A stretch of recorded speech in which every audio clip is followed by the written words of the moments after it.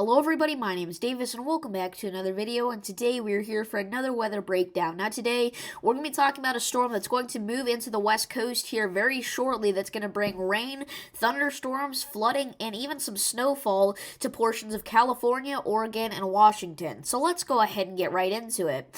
We're going to start off with what the GFS is showing for this storm here, alright? So we can see right now some rain falling in northern California and maybe some slight thunderstorm activity there and portions of north central California, and then maybe some snow in east central California, but those are really going to be your wet snowflakes, alright? There's not going to be too much accumulation from that. We can also see some rain and snow in the northwest as well. Not as heavy, but it's still important to keep in mind, alright?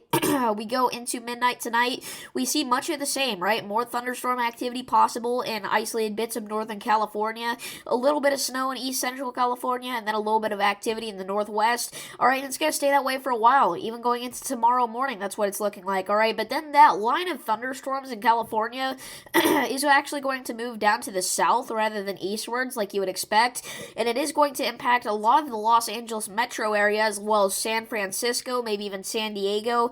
Okay, so you're going to have to look out for that, alright?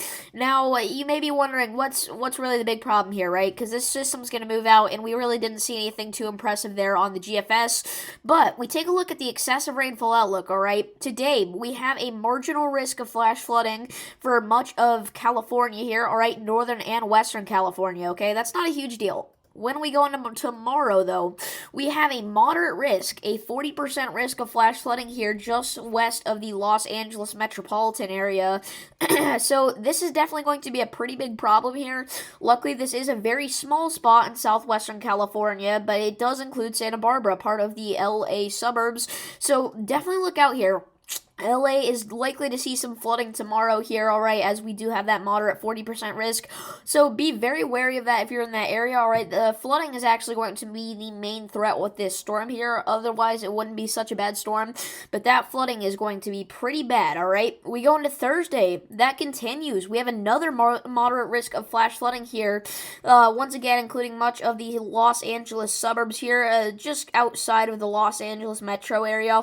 Maybe the western bit of LA metro. Okay, so you're really going to have to look out here. Some major flooding for several days in a row. We go into Friday. Our storm system will move off to the east, but still a marginal risk for flash flooding across portions of southern Arizona and southeast California.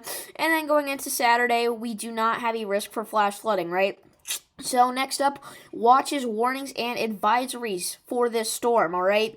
We have flood watches already in effect here for portions of southwestern California, maybe a couple of flood advisories, and then also some winter storm warnings here in east central California for our little itty-bitty area that could be looking at some snow with this system. Okay, so in the pinks there, those are your areas that are under winter storm warnings, and those are the counties that are most likely to get any snow out of this system at all. It will likely not stick to the ground, though, as a lot of rain will mix in with that, and it's really just going to be an isolated, like, low time frame snowfall threat, okay? So the flood watches are the main thing to take away with this. I mean, we have flood watches up all the way from the California-Mexico border back up into portions of, like, northern LA, the northern LA metro, almost up to San Francisco. Okay, so you're going to have to look out for that. Finally, we're going to take a look at the snowfall over the next 24 hours that you could get with this storm. 6 p.m. Central Time tomorrow. Compare that to whatever your local time zone is. So I guess about 23 hours actually. This is what we could be looking at in terms of snowfall on the ground, alright? And you can see our little blob in east central California is the main place that is going to get hit around the Carson City, Nevada area, alright? So we have a couple of readings here getting over 2 inches of snow, alright? Some of these areas will definitely see more than that, though, in the mountains, alright? In the mountains, we're really expecting a lot of snow, okay? Unfortunately, this model is not reading it very well, and keep in mind, this is only over the next 23 hours. It's going to pile on even more than this.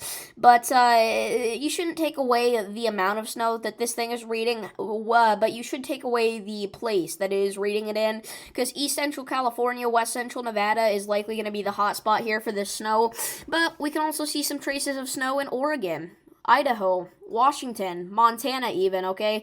Maybe extreme northwestern Wyoming, but that's left to be decided. So, that's what we could be looking at with this storm. Alright, this isn't going to be the biggest storm, but it is something I thought I should mention, really for the flooding threat alone.